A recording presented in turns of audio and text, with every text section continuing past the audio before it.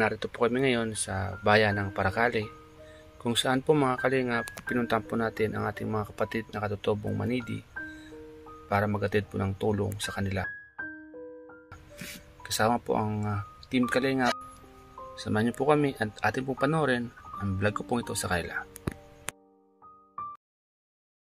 Mga kalingap, ito po ang papasok po sa kailang tribo kung saan medyo malayo po ang aming lalakbayin mga kalingap.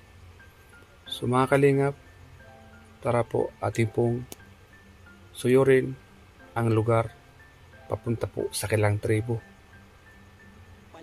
Let's go mga kalingap.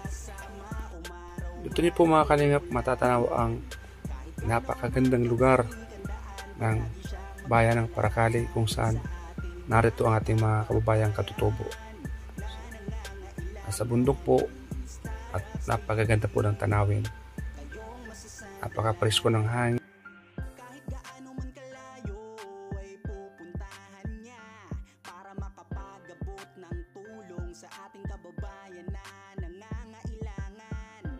Akala ko po mga kalingap ay mga bata lang po ang mga mag-aaral dito. Pati po pala ang kanilang mga nanay ay nag-aaral din mga kalingap. Wala pong pinipiling edad sa kanila basta't matuto at makapagbasa dito po sa kanilang tribo mga kalingap.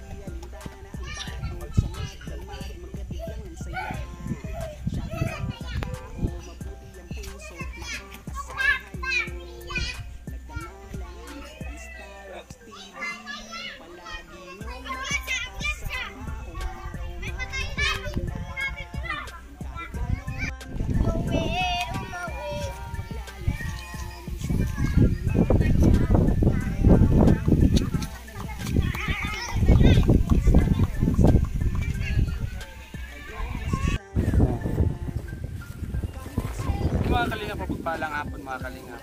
Welcome po sa aking YouTube channel. Kami ngayon sa Manidi Tribe. So mga kalingap, kasama po si Kuya Bal at ang buong team kalingap.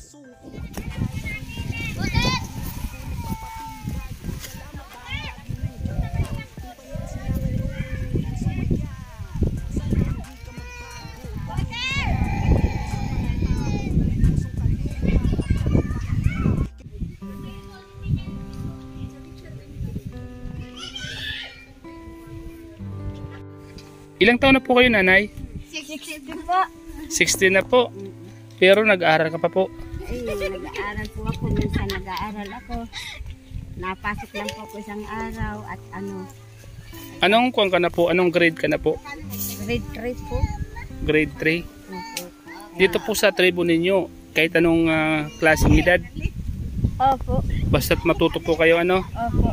Yung mga matanda nga po yan ang naka-enroll po. Okay lang naman yun, guys. Nag-aaral po magsulat.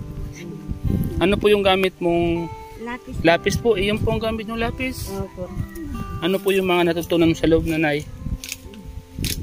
Tulad ng ano po? Bukas. Ha? Marunong po kayo magsulat? Marunong po ako magsulat kaya lang po di pa po ako marunong magbasa. Ah, yun po yung pinag-aaralan mo. Para po matuto ng kahit saan po ang punta ng auto para makikita po ang kung saan ang papunta ng auto. Opo, tama po yan. At least kahit paano kung mapunta kayo ng bayan, alam nyo po magbasa. Ano po? Opo. Di po na may pamilya na po. Ay, ito po ang anak ko. Ah, ito po. Anong grade na po yung anak mo? Ano po yan? 7. Grade 7 na po siya? Siya po ang DSW dito na. Siya po ang nag-ano dito sa mga bata. Ah, siya po yung, kumbaga siya ang pinagkakatiwalaan po. So, bale po may pasok ka po ngayon. Ay, wala. Nag-aani po kami ng kalamansi. Ah, nag-aani kayo ng kalamansi. Ano po yun? Pinagsasabay mo po yung pag-aaral at pag-aani ng kalamansi? Hindi po. Pag halimbawa po wala akong trabaho, napasok ako. Minsan pag may trabaho sa isang araw, natulog ako. At yun po ang ginagawa ko at yun po ang hanap buhay ko. Ganun po ba? Naghahanap buhay sa akin. Nasaan po yung asawa niyo? Ay, patay na. Patay na po pala asawa ni nanay. Ano po pangalan niyo, nanay? Jocelyn po. Jocelyn. At ito po si nanay mga kalingap. Katapos niya po mag-aral, ito po ang nagiging trabaho niya mga kalingap. Ang pamimintis ng kalamansi para sa kanilang hanap buhay.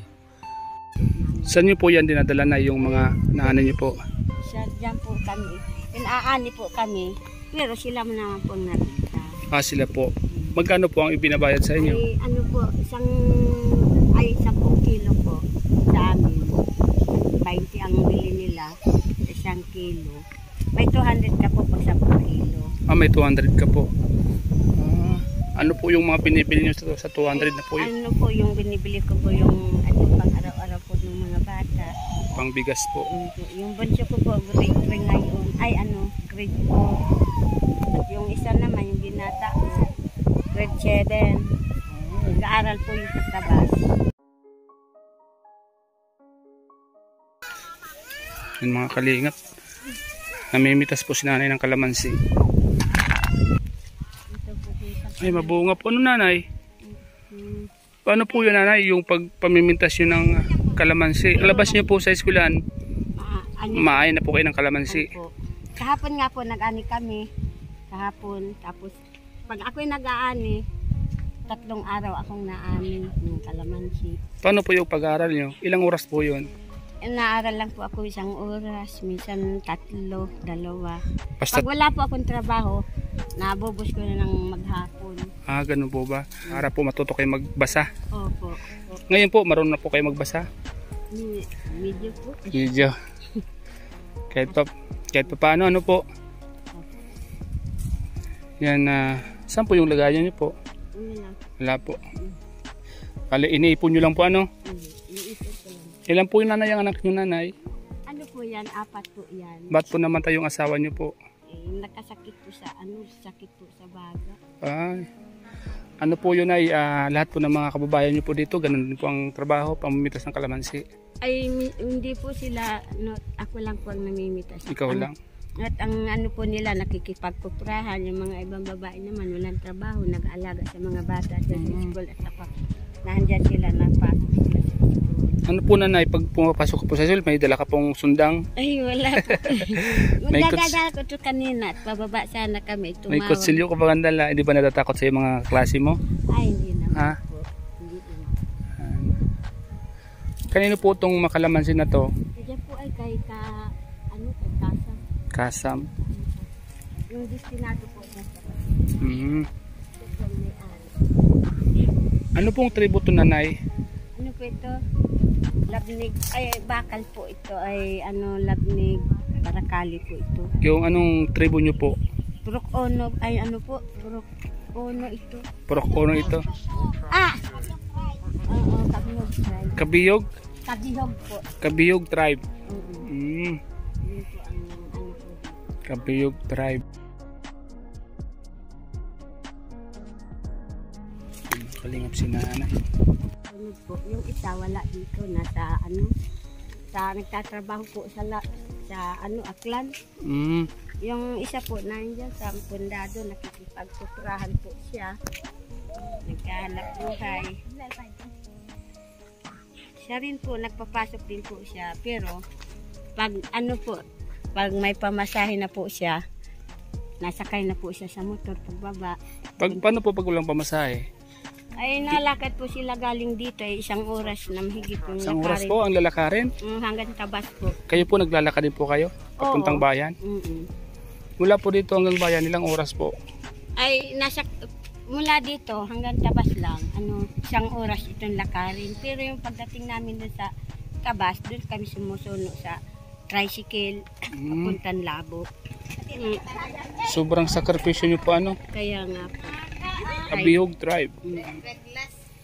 Yan. Tapos na po yung pag-eskwela nyo? Tapos na po. Kanina po. Mamaya po, pumunta po kayo doon. Opo. May pakain po. Si Kuya Val. Kilala nyo po si Kuya Val? Oo, kilala po namin. Kayo yata po nagpunta dito? Siya na nga po. Kami nga po yung nayan.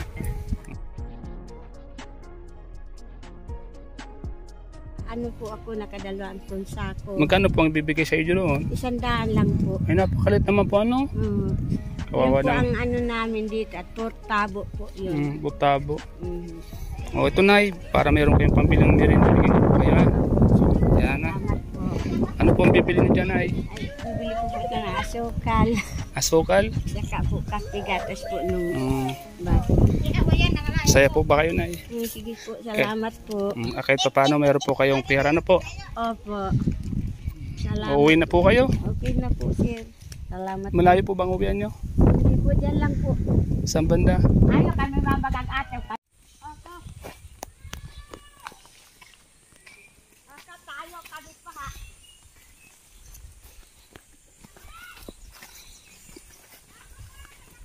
Puntahan po natin mga kalingap ang bahay po ni...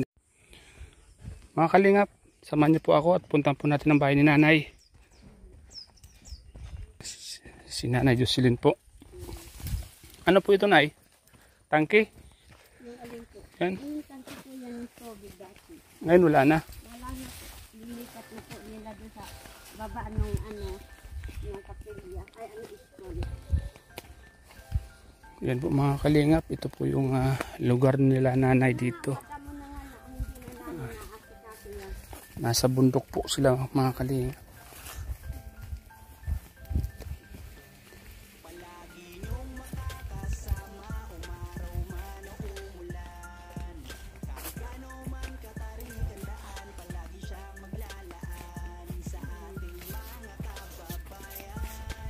Panguha po ng kalamansi ang kanilang kinabubuhay. Mura lang po yung ipinibigay sa kanila.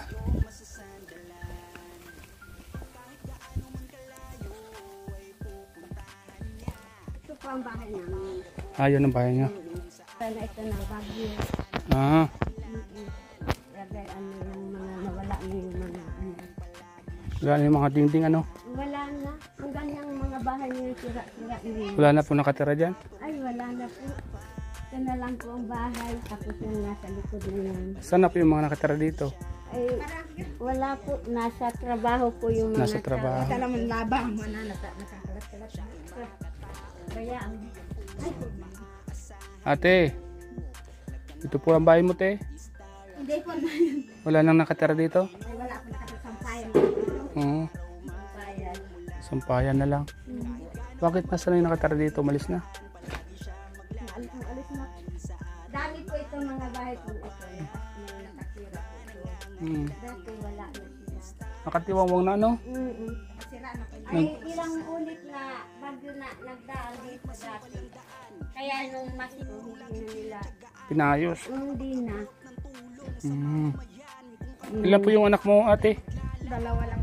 Dalawa, isa na asawa mo. Ay, dito pa sa loob. Tulog.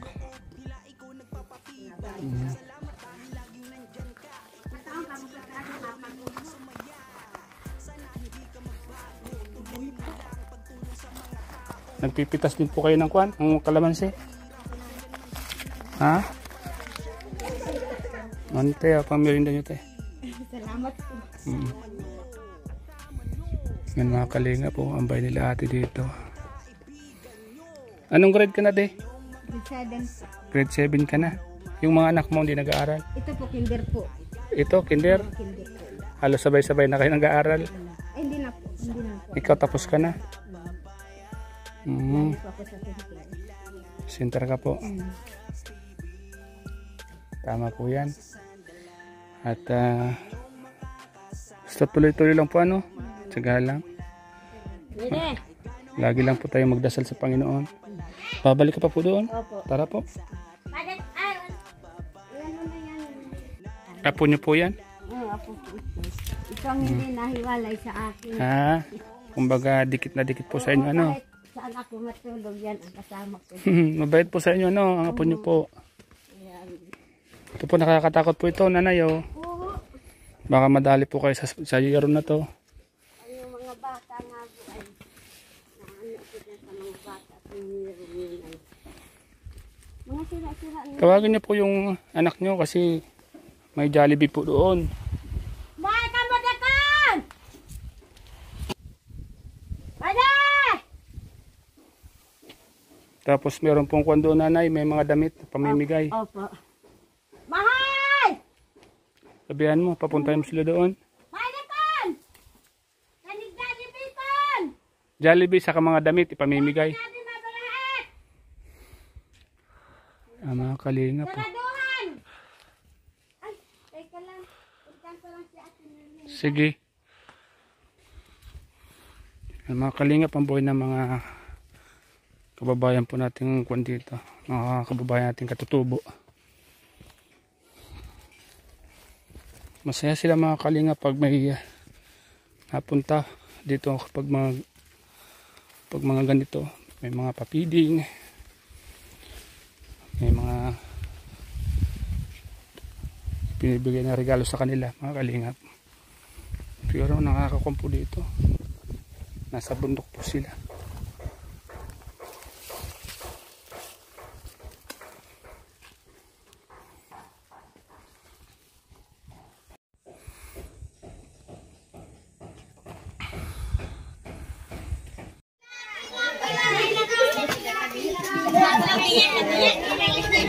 Sleepless.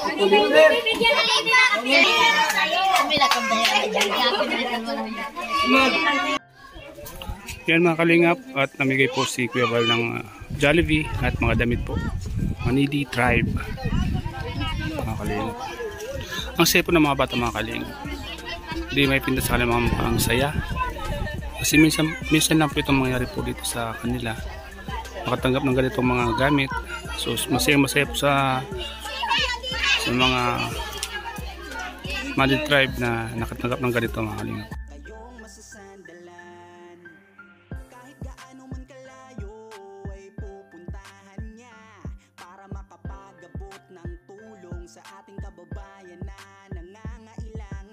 Masaya sila ma'am.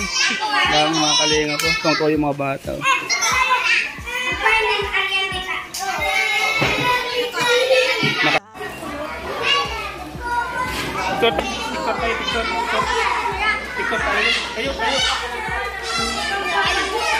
Yan po mga kalingap. Maraming salamat po sa lahat ng viewers po natin na palaging nakasubaybay sa ating mga vlog.